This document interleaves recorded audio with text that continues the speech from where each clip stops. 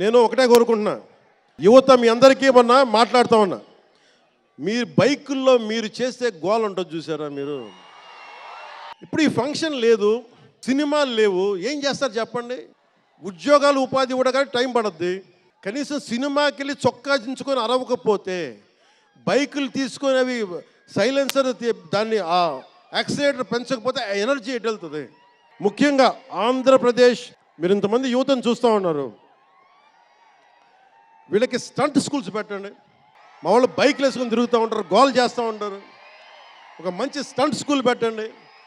ఇంచుమించు 83% ఇంజనీరింగ్ చదివినటువంటి గ్రాడ్యుయేట్స్కి జాబ్స్ లేవు.